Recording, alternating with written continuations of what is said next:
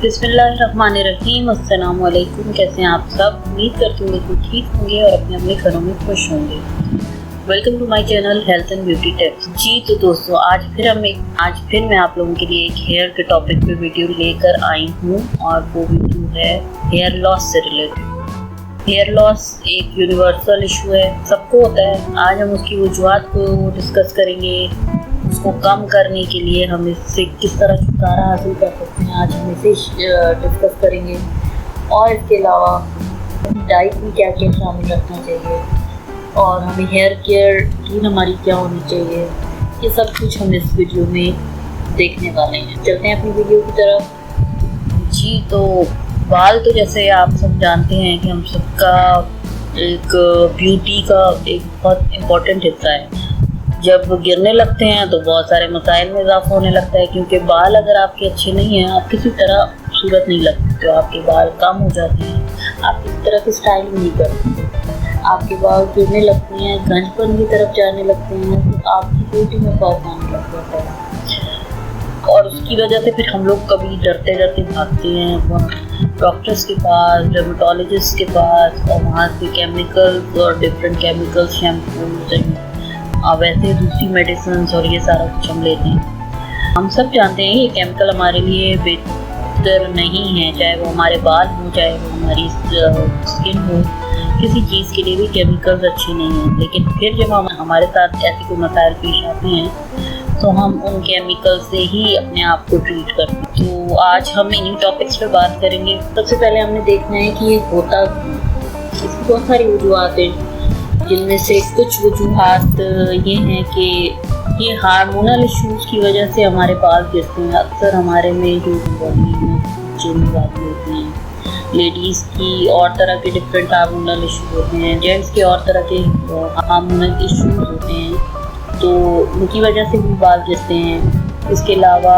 अगर आपकी एज हो गई है, एज ज़्यादा हो गई है, की वजह से भी हमें हेयर लॉस का इशू होता है। अच्छा, इसके बाद एक और वजह होती है बाल गिरने की, वो होती है प्रेगनेंसी, या फिर अगर आपने बेबी बर्थ आपके यहाँ हुआ है तो फिर भी बाल आपके गिरते हैं, लेकिन वो रीग्रो हो जाते हैं वो बाल। अच्छा, उसके बाद आता है डाइट। हमें अपनी डाइट को बैलेंस अगर हमने नहीं रखा हुआ, हमने लो प्रोटीन डाइट दी है या कुछ इस तरह का हमने किया है, तो वो भी हमारे बालों की सेहत के लिए बहुत नुकसानदेह है और उससे भी हमारे बाल गिरते हैं। उसके बाद आता है स्ट्रेस। बहुत ज़्यादा स्ट्रेस लेना, स्ट्रेस हम सबकी लाइफ का एक हिस्सा है। हम सब जानते हैं स्ट्रेस लिए बगैर हम में से कोई भी नहीं रह सकता। किसी को कोई मसला है, किसी को कोई मसला है, कोई बहुत ज़्यादा टेंशन ले लेता है तो कोई कम लेता है। होता तो हमारी लाइफ में सब में है, लेकिन हमें कोशिश करनी चाहिए कि हम उसे कंट्रोल करें किसी भी तरह। एक ये वजह है हेयर लॉस की। फिर उसके बाद जो और वजह है वो है बैड हेयर हैबिट्स, यानी हमारे बालों के साथ हम हाल करते हैं, वो एक और वजह है बाल गिरने की। यानी कि हमारा ब्लो ड्राइंग, हमारा स्ट्रेटनिंग, हमारी केमिकल्स बालों पे अप्लाई करना, ये सारा कुछ है, ये भी हमारे बालों के गिरने का सबब है। और इसको हम फिक्स करते हैं कि हमें अब बहुत सारे विटामिन लेने चाहिए अगर हमें अपने बालों को गिरने से बचाना है। हमें मिनरल्स अपनी डाइट में शामिल करने होंगे, हमें जिंक अपनी डाइट में शामिल करना होगा, विटामिन B12 शामिल करना होगा। इसके अलावा हमें खाने में क्या खाना है कि जिसमें ये सारे विटामिन, मिनरल और जिंक, B12 सब कुछ मिल जाए हमें, तो वो हमें खाना होगा फिश लाजमी हमें यूज़ करनी है बालों के लिए। फ़िश बेहतरीन है। आप ये देखें ना, बांग्लादेश में नॉर्मली फ़िश बहुत ज़्यादा खाई जाती है और उनकी लेडीज़ के बाल आप देखें कि किस तरह के बाल उनके। उसके अलावा green vegetables, green leafy vegetables, वो जिनमें कैबेज शामिल है, जिसमें स्पिनच शामिल है, मिंट शामिल है, और बहुत सारी वेजिटेबल्स जो ग्रीन वेजिटेबल्स हैं, और स्पेशली ग्रीन लीफी वेजिटेबल्स, इन्हें अपनी डाइट में ज़रूर शामिल रखें।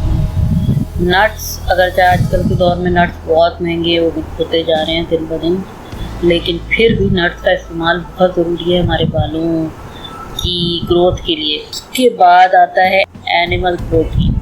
एनिमल प्रोटीन भी हम में से कुछ लोग लेते हैं जो वेजिटेरियन है, वो लोग नहीं लेते हैं, तो वो अपने हिसाब से इसको कॉम्पनसेट कर सकते हैं कि दूसरी चीज़ के साथ हैं, लेकिन जो लोग वेजिटेरियन नहीं हैं उन लोगों के लिए ज़रूरी है कि वो फिश भी लें, वो मीट भी लें, वो एग भी लें।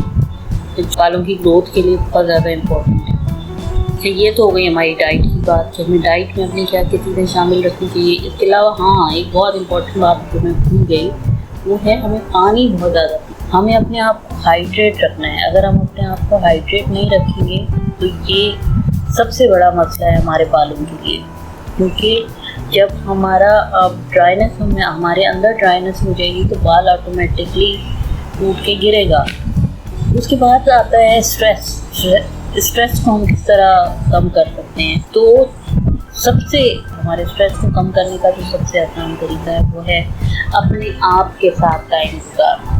थोड़ी देर अपने आप के साथ टाइम गुजारें। आप योगा कर सकते, आप रीडिंग कर सकते हैं, अच्छी सी बुक्स लें और उनकी रीडिंग करें।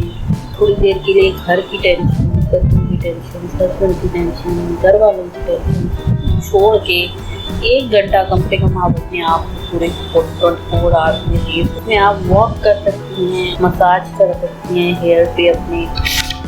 और हेयर मसाज के लिए भी मैं आपको बताऊं कि हेयर पे मसाज बहुत ज़्यादा इम्पोर्टेंट है। अगर हम ऑयलिंग नहीं करेंगे तो ये एक बेसिक वजह है बालों की गिरना। वो हमारे बालों के अंदर ऑयल जा नहीं रहा है तो वो तो टूट के गिरेंगे। हमें स्कैल्प मसाज करना होता है, बेसिकली हमें रूट्स पे मसाज करना होता है और वो हम कर सकते हैं कैस्टर ऑयल से, कोकोनट ऑयल से या लेवेंडर ऑयल से, ऑलिव ऑयल से भी कर सकते हैं। कैस्टर ऑयल और कोकोनट ऑयल को मिला के मसाज करें हुए खाली कैस्टर ऑयल। फिर अपना एक्सपीरियंस एक दफ़ा मैंने किया था अपने सर पे मसाज, कितने दिन तक मैंने उसको झेला है, मैंने उससे मेरे बाल बिल्कुल डैमेज हो गए थे। आप खुदारा ये नहीं कीजिएगा, कोकोनट ऑयल के साथ मिला के ही मसाज कीजिएगा, आप बाल कैस्टर ऑयल का फ़ायदा हासिल कर सकते। अच्छा, उसके बाद हेयर केयर रूटीन जैसे मैंने अभी आपको बताया कि क्योंकि हमारी बहुत ज़्यादा ख़राब हो जाती है। सबसे पहली चीज़ की ब्रशिंग, हेयर केयर में जो सबसे पहली चीज़ आ रही है वो आ रही है ब्रशिंग। हम किस तरह करते हैं, ब्रश उठाया और हमने जल्दी सर के ऊपर से लिया, स्कैल्प से लिया और नीचे तक ले आया। ये हम तरीका करते हैं ब्रश करने का बालों में, जो कि बिल्कुल गलत है, क्योंकि हमारे बाल टूटने का सबसे बड़ा सबब है। हमें ब्रश करना है, नीचे टिप्स हैं उससे स्टार्ट करना है हमें और आहिस्ता आहिस्ता हमें ऊपर जाना है। और हमें उसको स्ट्रेंथ से नहीं करना, अपनी हैंड की स्ट्रेंथ नहीं देनी है, हमें बहुत जेंटली हेयर ब्रश करना है, आराम से टेंगल फ्री करके बालों को। और उसके बाद फिर हम स्कैल्प तक जाएंगे, क्योंकि डायरेक्ट जब हम स्कैल्प से नीचे बालों को ब्रश खींचते हैं, ब्रश को ड्रैग करते हैं तो हमारे बाल ऑलरेडी बहुत ज़्यादा टूट के बाहर निकल आते हैं, क्योंकि बीच में जो टेंगल्स होते हैं वो तो खुलते नहीं हैं। डायरेक्ट हमने सर से पकड़ा और नीचे खींच लिया तो वो तो बीच के तो जितने बाल हैं वो टूट के गिरेंगे।